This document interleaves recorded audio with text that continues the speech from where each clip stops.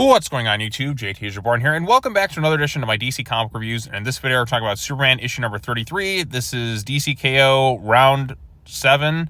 It is Lex Luthor versus the Demon Etrigan. Not necessarily Jason Blood, but Etrigan. And that's kind of an interesting battle to pit these two against each other. Science and technology versus magic. I don't know, I always kind of like the combination of that. But yeah, so basically a good chunk of the issue is the 3 rounds where Lex is trying to analyze things and go toe-to-toe with just Etrigan in kind of his purest form.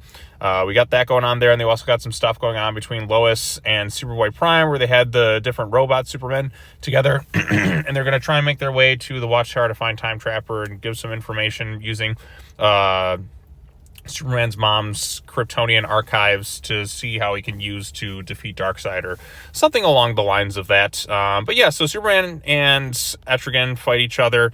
Not Superman and Etrigan. Lex Luthor and Etrigan fight each other. Lex ends up losing round 1. He ends up finding a way to win round 2 in a pretty cool fashion. I think the way he opens the mother box on his head, I think that's a pretty cool creative idea. Why don't they just do that to Darkseid? Can't they just, like, when Darkseid's distracted, just kind of talk to him, then open the boom tube mother box right on his head and just decapitate him or something? Would that kill him off? I don't know. It's just something I kind of thought of. But yeah, so that was kind of a cool aspect. Etrigan doing his thing. And then we get to the final round where Lex uses basically some spells to turn Etrigan back into a human, so that way he can defeat him. And like as soon as he's kind of free from his curse, he's like, wait, am I finally free? Oh, yep, you're dead. So I guess, is Lex infused with the Etrigan stuff permanently, or maybe not? Looks like it's kind of done for right now. But we got that going on. He's also naked for some reason. Kind of arriving similar to somebody like in Terminator 2 when they time travel. So he's even doing like the same pose, so you could argue he maybe did something like that. I don't know. But the fight between Lex Luthor and Etrigan was okay. Nothing too exciting. It's like, you know, utilizing Lex's battle of wits and Etrigan's demonic presence, the way they kind of clash with one another. Lex talks about how dare Superman say these things about me? How dare he judge my character and all that too? I was an ally and then I wasn't. You know, typical Lex Luthor stuff that he's done over and over and over again on countless instances. But he does manage to defeat him and move on to the next round. And then Grodd tries to give him a message that they've been betrayed. And he's like, who betrayed us, Grodd? But he's unable to kind of get the answers in time because Booster Gold now with Darkseid and his powers is getting ready to face off against Time Trapper. Your story is now ending.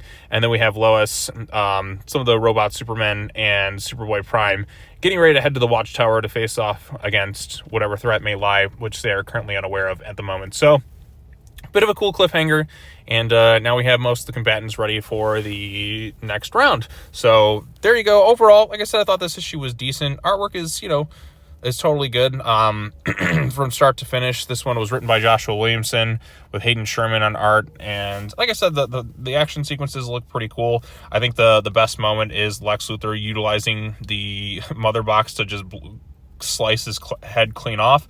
I thought that was probably the coolest aspect of it. Lex using magic, something he's not really akin to using, was, you know, an interesting twist to things, having to fight dirty and step a little bit outside his comfort zone. I thought was kind of unique, but you know, it's just another fight. I kind of expected Lex Luthor to win.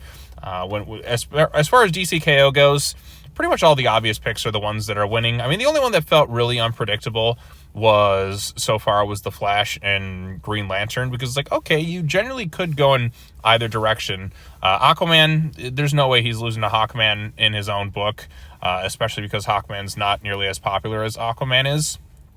But the fact that he just wiped the floor with him in 2 rounds just felt a little, like, ridiculous. The Wonder Woman Lobo one, yeah, Lobo was popular, but Wonder Woman's clearly going to move on to the next round. Superman's clearly going to win the next round. And then we're going to get to like the final round next, which is the Joker versus Red Hood. And oh boy, do I have some things to say about that one. So we'll talk about that one next. Overall, this issue was all right. I'm just kind of like getting a little burnt out by some of these DCKO things right now when you get to so many, like you're reading them all back to back. But we're moving along slowly with the plot. So there you go. What did you think of the issue? Are you glad Lex Luthor won? Did it make sense? Let me know your thoughts in the comment section down below. Be sure to like this video, share it with your friends, subscribe to the YouTube channel for more content, hit the bell for notifications, all the fun stuff, and I'll see you all in the next video. Peace out.